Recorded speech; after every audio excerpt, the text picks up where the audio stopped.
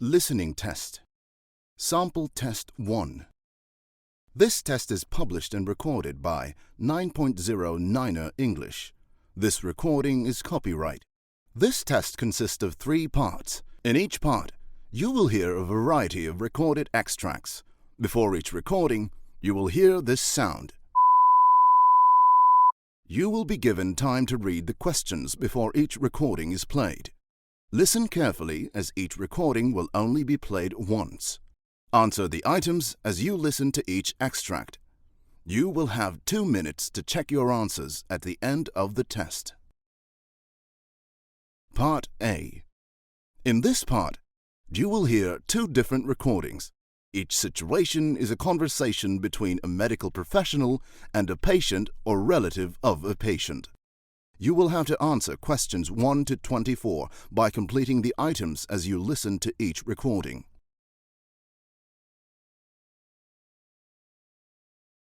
Extract 1. Questions 1 to 12. You will hear a neurologist talking to a new patient called Beatrice Pearson. For questions 1 to 12, complete the notes with a word or short phrase. You now have 30 seconds to look at the notes.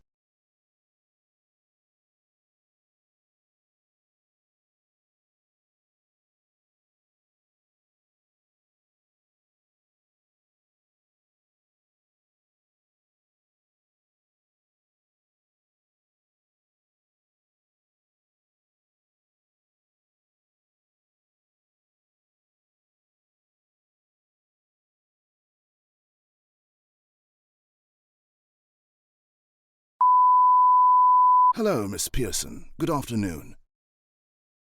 Hi, you can just call me Beatrice. All right, Beatrice. Your GP has referred your case to me because of a persistent headache. Is this correct? Yes, it is. But I have to tell you, it's not just a regular headache. Oh, okay. Tell me more about it. When did it start? Well, when I started working as a full-time computer graphic artist a year ago, I noticed that my headaches became more frequent. Though I used to have some discomfort every time I read a book or use my phone or laptop for a long time while still in college. It did not bother me that much. At first, I thought that it was maybe because I needed to have a new prescription for my glasses. I know that with what I do now, it's almost impossible not to ruin my eyesight. So, I went to visit my eye doctor, an ophthalmologist, to have my eyes checked. I'm not new to this because I have been wearing glasses since I was a freshman. He had me read the letters on the chart.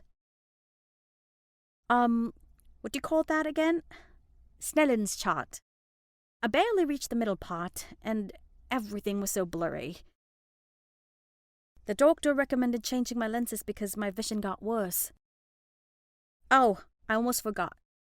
He also gave me eye drops to relieve some irritation. I see. Did that help resolve the headaches? It did at first, but after a few months, 2 months I think, I started having headaches again.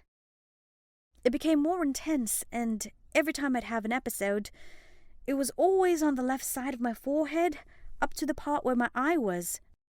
I used to take ibuprofen, which usually works, but it barely does a thing now.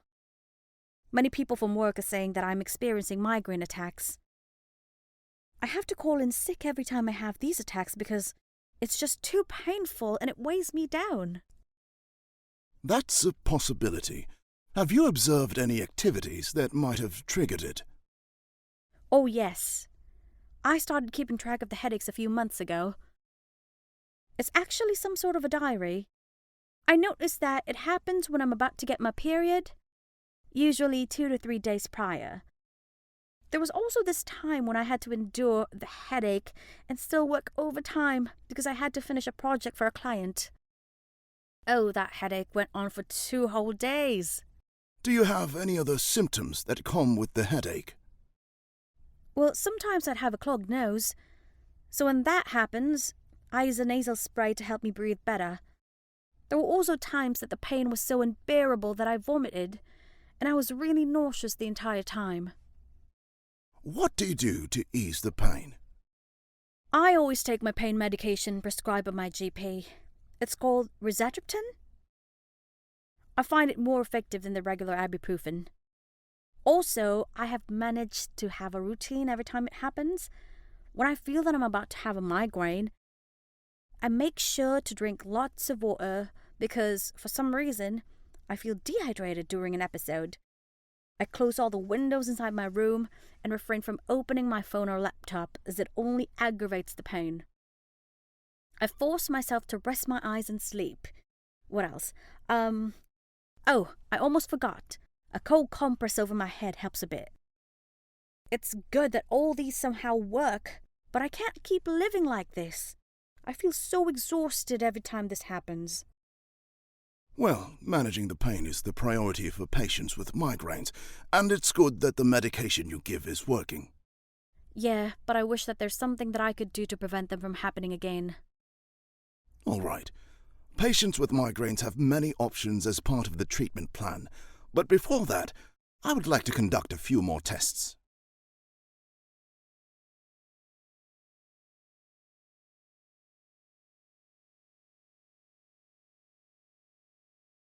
Extract 2. Questions 13 to 24. You will hear a dermatologist talking to a new patient called Kathy Nguyen. Answer the items with a word of a short phrase to complete questions 13 to 24. You now have 30 seconds to review the patient's information sheet.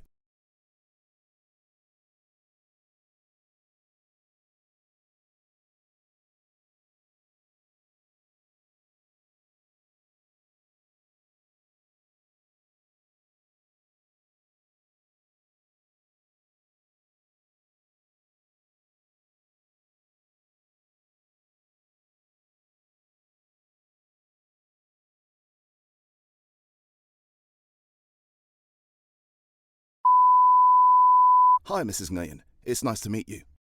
Hello, pleased to meet you too. Do you mind if we start by telling me your concern and how it all started? Oh, okay. I'm going to start at the very beginning. How about 10 years ago? I noticed a little bump on my wrist, just below my thumb. I don't remember it being painful or uncomfortable. It was really small at first, so I didn't pay much attention. I was pregnant with my first son back then, and working as a sales rep, so I was preoccupied with many things. It was not until I was, I think, 28 weeks that I felt a pinch like, well, I don't want to say pain because it was not painful. Maybe it was more of a tingling feeling. The size was noticeably bigger too. From a pea-sized bump, I think it doubled in size. I immediately had it checked and the doctor said it was a ganglionic cyst. Yeah, it's normal for them to grow in that area. Just seeing it on my wrist makes me so uncomfortable. And of course, I was scared that it could be something else. But the doctor assured me that it was just an accumulation of water or fluid. I can't remember the exact word he used. Yes, cysts like these are just a ball of fluid found on the skin's surface. Right. Well, the doctor was very good at explaining what it was, and I was so relieved to hear when he said it was a non-cancerous mass. He also mentioned that this would probably just resolve on its own, but I decided to have it removed. The thought of seeing it every day on my wrist terrified me. I had a quick x-ray and the doctor used a syringe to aspirate the mass. Although I was informed that the chance of recurrence was high, I was still so relieved. Did you have problems with it after? None at all. I had completely forgotten about it. I gave birth to my first son and had another baby boy 2 years after. However, about 4 months ago, I noticed the same bump on the same spot again. I figured that it would just go away like the doctor said, but after a week, it was suddenly 3 times bigger. There was some discomfort even without touching it, but what alarmed me was that I could not carry the bag of groceries without pain. It took me a month before I could revisit the clinic, so it was the size of a hazelnut. The doctor recommended removing it surgically. Oh, so you had a ganglionectomy. How did it go? Yes, I did. Well, the surgery was a success, and the cyst was removed. Although I have a hard time moving my wrist as well as my index finger and thumb because they feel stiff. I think it's getting better just as long as I continue doing wrist and finger exercises. But what concerns me the most is that the scar from the surgery became lumpy. It was thick and very unpleasant to look at. Oh yes, that's called a keloid scar. Did you experience any pain in that area? Not necessarily. It was more of an electric current-like sensation, and I observed that the scar was overly sensitive to touch. That's normal after the surgery that you've had. Regarding the keloid, did you apply any ointment? I was given corticosteroid cream and applied it over the scar daily. I also seek other alternatives to remove or somehow flatten the scar. One doctor suggested injecting cortisone, so I had 2 of those each month after the procedure. But it's not doing anything to lessen it, and it really makes me so uncomfortable to look at it every day. It has somehow affected my regular everyday activities as I refuse to go out as often as I used to because I don't want other people to see my hideous scar. I've been wearing this watch with a wide strap so it would hide it. I was wondering if I could have laser therapy. My neighbor had this with her scar, and it worked well with her. Well, cortisone injection needs a couple of months to see its effectiveness, but when combined with laser therapy, it can speed up the process. Oh, that's wonderful. When can we...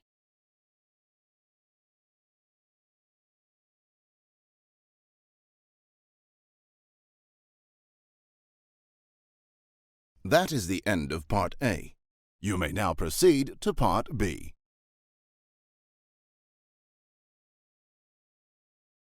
Part B. You will now hear 6 different recordings of people talking in various healthcare settings. For questions 25 to 30, you will have to answer questions about what you hear. In this part, choose A, B, or C. Choose the item that best suits the scenario in the recording. You will be given time to read each question before the recording is played. Now, look at question 25. You will hear an ear specialist talking to a patient.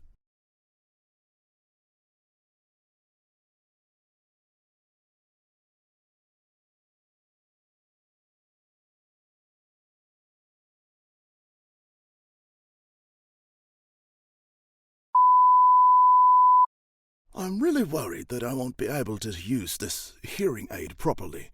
Wouldn't it be uncomfortable? What if it slips and falls off my ear? Well, it could be tricky at first, especially since you are not used to it, but you will eventually get the hang of it.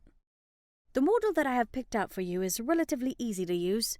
It has a snug fit so that it will be secured in place. Can you show me how to put it on? Sure. So what you will be having is called a BTE model. BTE means behind the ear, and most of these models have an ear mold that you have to insert in your ear. This is the ear mold. Now this is a full shell style mold, so it would cover almost the entire opening of your ear canal, making sure that it will be in place the entire time. Then this part here is a helix connected to an actual hearing aid, which should just easily slide onto the back of your ear. Do you want to try it? Oh, okay. I'm scared, though.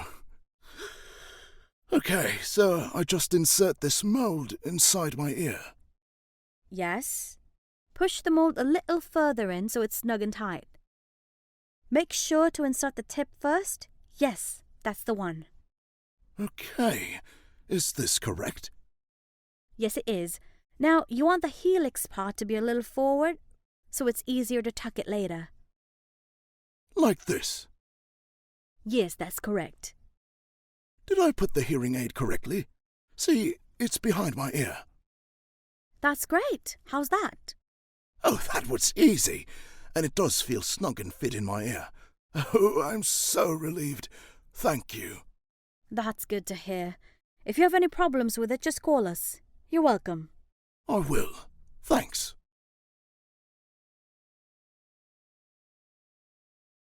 Question 26.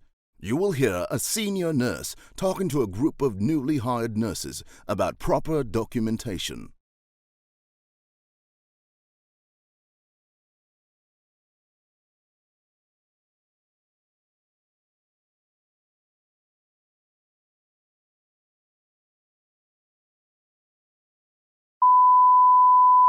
While a lot of things need to be accomplished during your shift, you must write proper and complete documentation every time a patient's case is involved. It is imperative to keep track of all the information, including all medication, procedures, and changes in terms of the patient's condition, and the corresponding management. It has to be well documented to easily identify the patient's progress. So it's much easier to work on preventive and curative measures. This does not only protect the well-being of the patient, but is also an important protocol that ensures our safety as nurses too. Since all the patients are under a medical team's care, we have to ensure that communication among rotating healthcare providers is always thorough and accurate. Remember, documentation is a critical part of the healthcare field, as it can be used as evidence in many things such as patient care, education, research, and legal proceedings too.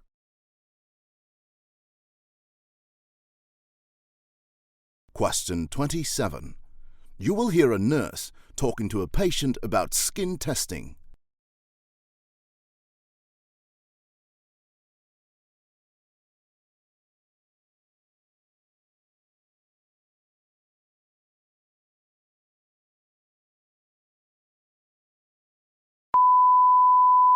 Hi, my name is Adabel, the nurse on duty, and I will be doing a skin test on you before I administer your antibiotics.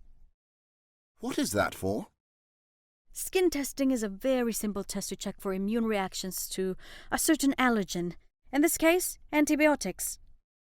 And since you're allergic to penicillin, it is crucial to ensure that you will not have an allergic reaction to this treatment. Oh, okay. Is it going to be painful? You'll feel a prick and a slight discomfort once I inject the medication, but don't worry, it will be a very small amount. I will leave a mark to know if there is swelling after a few minutes. What happens if it swells? I'd have to report to the doctor, and a new antibiotic will be prescribed. Would have to do with skin testing again. All right, I'm ready.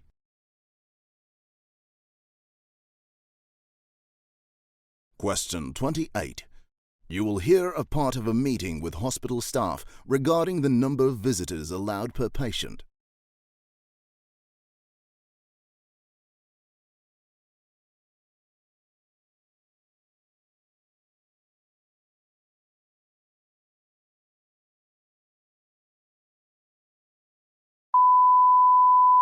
Patient care has been the core foundation of our institution, and it will always be the most integral part of our vocation as medical professionals.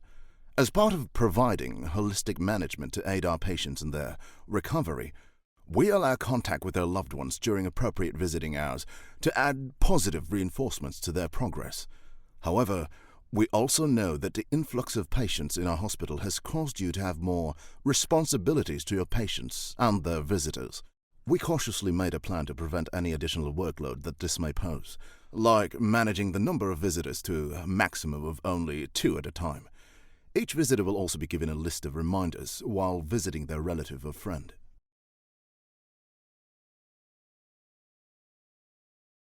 Question 29. You will hear a dietitian talking to a patient about to be discharged from the hospital.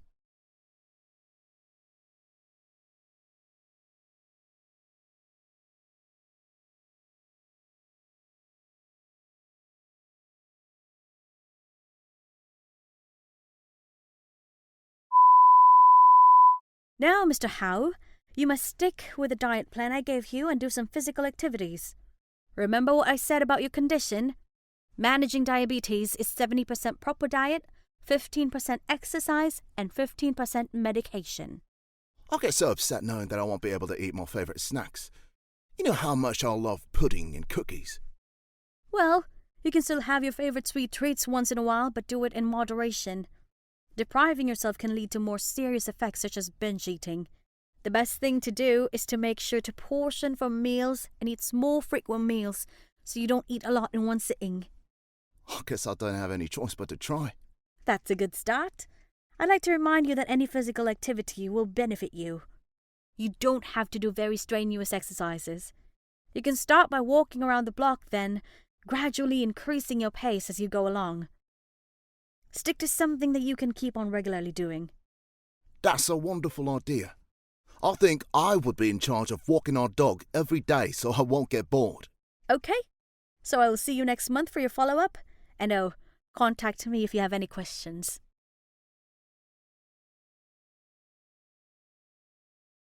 Question 30. You will hear a mother talking to a doctor on duty in the emergency department about her son's condition.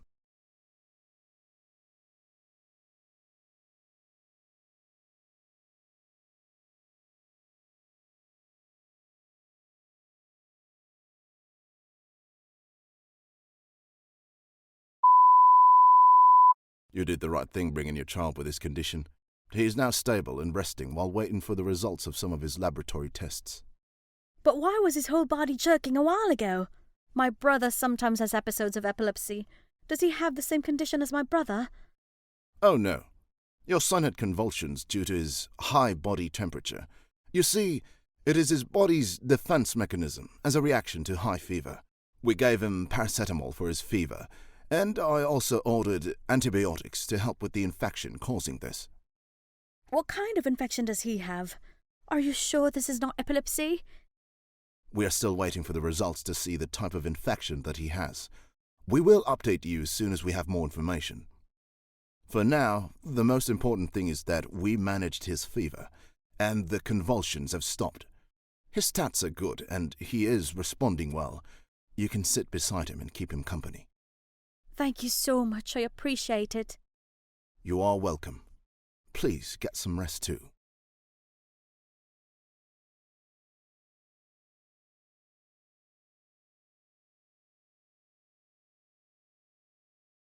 That is the end of Part B. You may now proceed to Part C.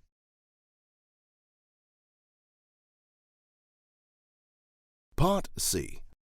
You will now hear two different recordings of health professionals discussing a topic in their field of expertise. For questions 31 to 42, you will have to answer questions about what you hear.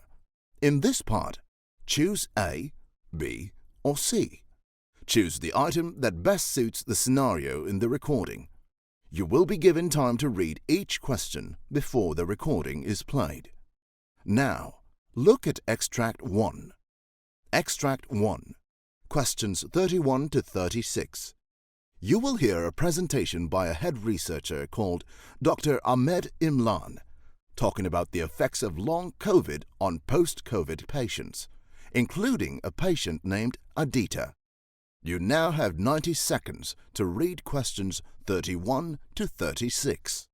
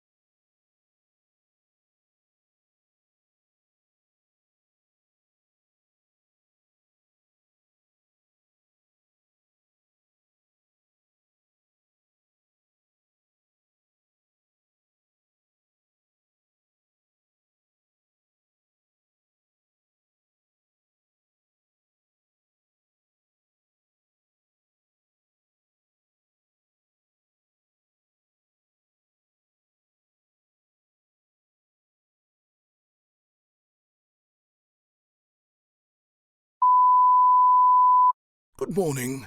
I'm Dr. Imlan, the head researcher at the University of Bern and the University Hospital of Bern, and I'm here to talk about the long-term effects of COVID. In this presentation, I will discuss COVID and then explain the condition of post-COVID-19 patients and how they have affected those infected with SARS-CoV-2. Let me start by briefly discussing this disease that affects us in many ways.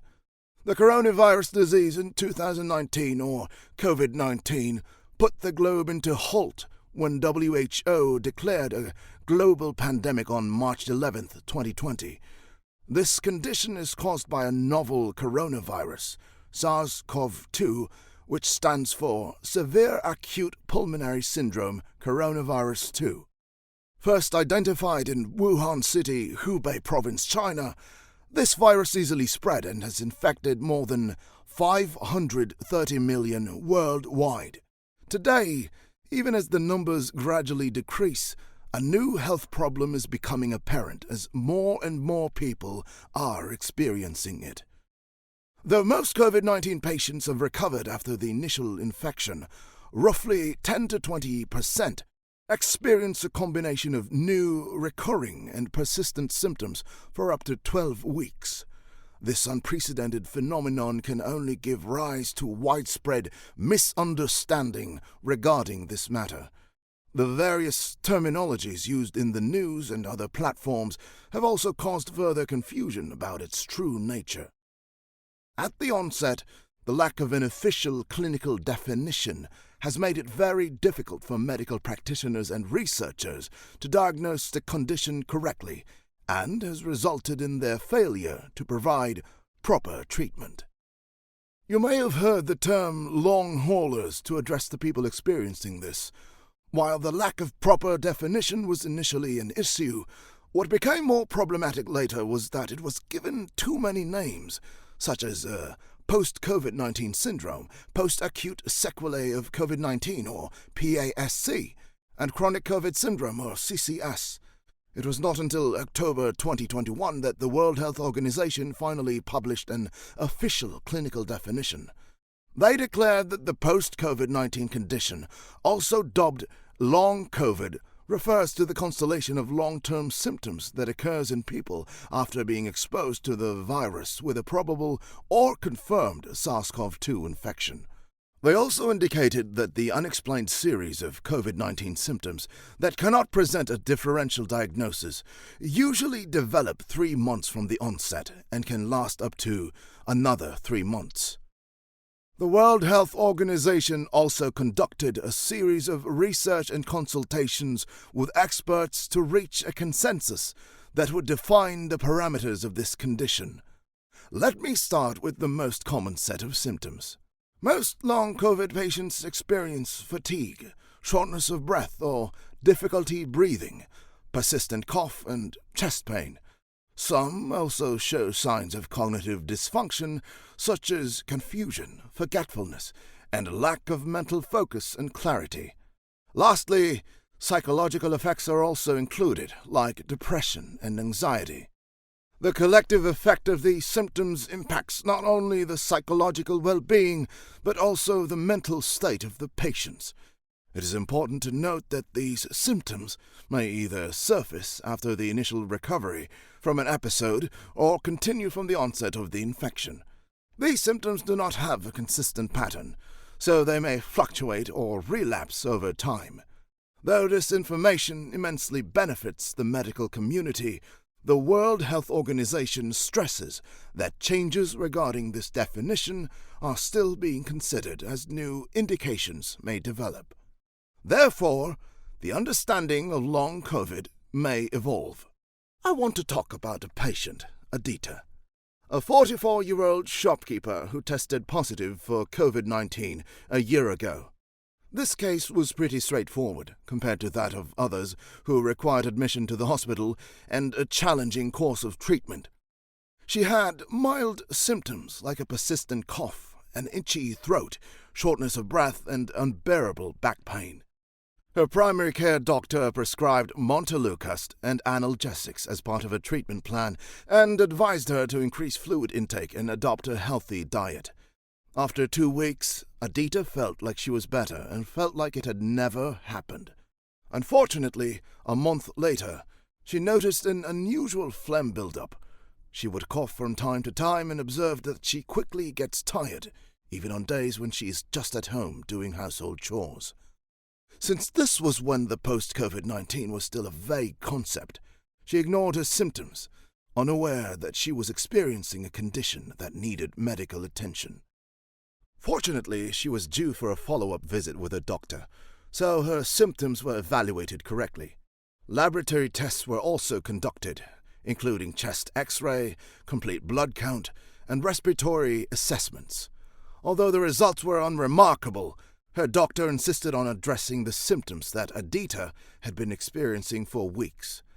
After a careful evaluation, a new set of prescription medications were given, and she was referred immediately to a respiratory specialist, where she would be further examined and managed. Now, this is a crucial stage for long COVID patients.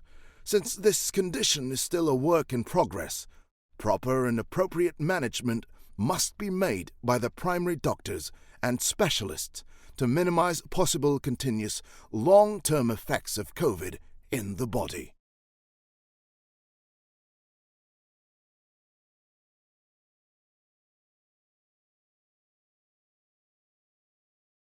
Now look at Extract 2.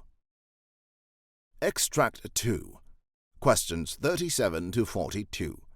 You will hear a board-certified dietitian, Dr. Liza Ramirez, who specializes in medical nutrition therapy for diabetic patients.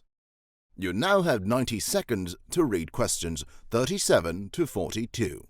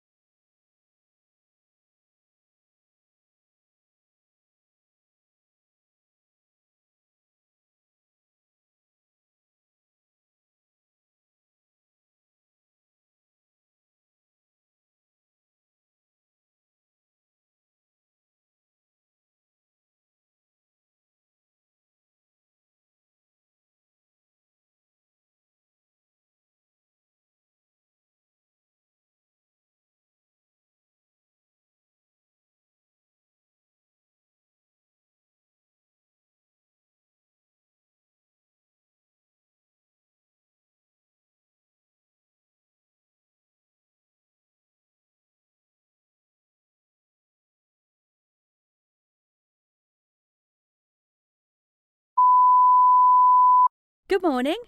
My name is Dr. Liza Ramirez. I'm a board-certified dietitian specializing in medical nutrition therapy, or MNT, in diabetic patients. Today I will talk about diabetes mellitus and the importance of proper nutrition in patients with this condition. Let's start with a brief discussion about diabetes mellitus. We all know that this is a chronic illness that refers to a cumulative set of conditions altering the body's response to blood sugar or glucose. Since glucose plays an essential function in our body, as it is the primary source of energy for muscles and tissues, and the brain's primary fuel source, disrupting its natural course will undoubtedly lead to serious health problems. Now, let's talk about the type of diabetes. Chronic diabetes is irreversible, and it is classified into two basic categories, type 1 and type 2. Although these two types have different causes, both have the same effect: excess sugar in the blood. Apart from these two classifications, there are other types of diabetes, such as prediabetes and gestational diabetes, which are the types that can be potentially reversed with appropriate interventions. Prediabetes is also known as the precursor of type 2 diabetes.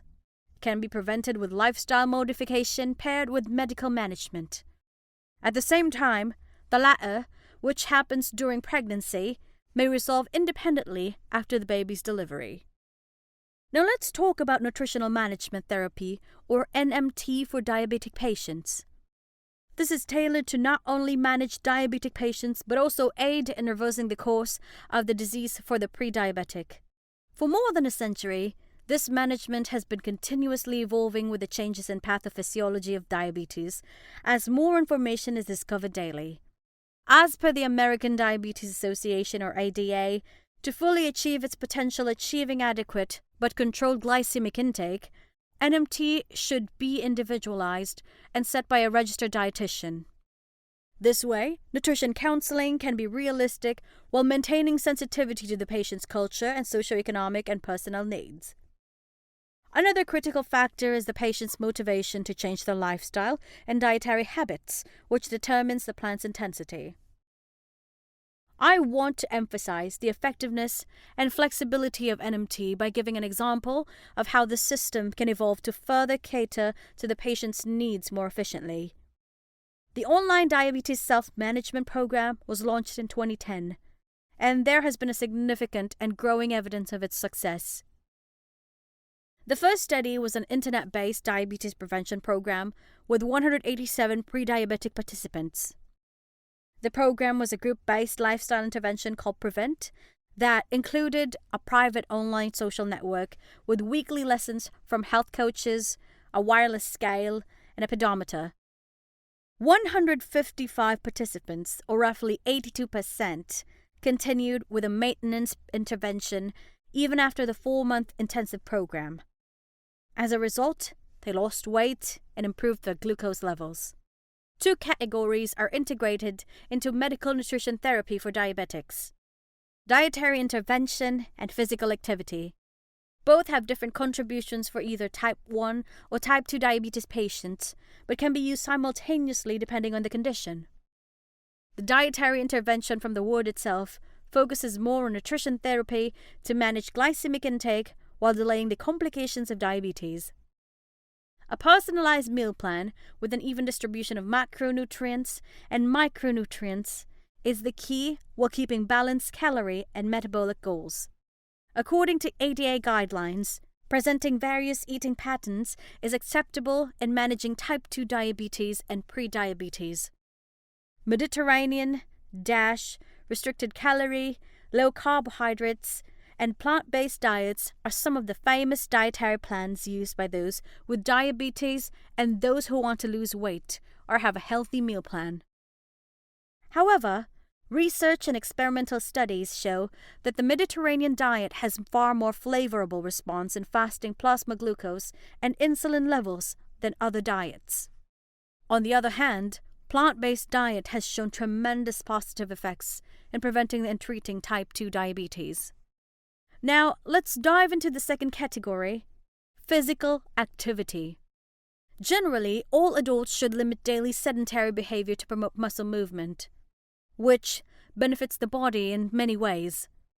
The ADA suggests that children and adolescents with diabetes or prediabetes should engage in at least 60 minutes or more of physical exercise daily.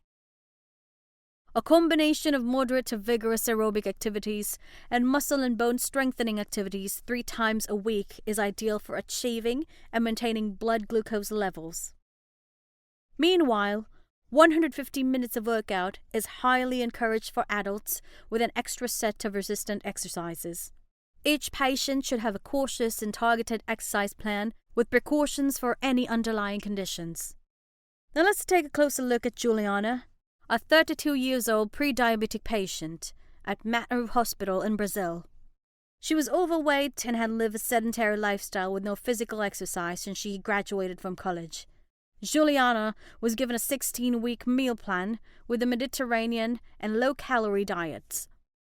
After the program, she complied with a calorie-counted meal plan and worked out 3 to 4 times a week. 12 months into the nutrition medical therapy, she reduced her HbA1c levels by 0.43% and a BMI reduction of 4.4 kg per meter square.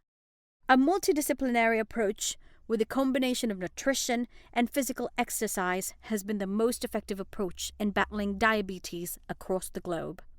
However, the patient's adherence to prescribed diabetic diets and programs is the cornerstone of any health management.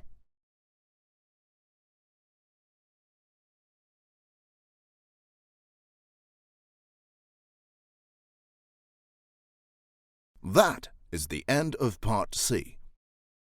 You now have 2 minutes to check and transfer your answers.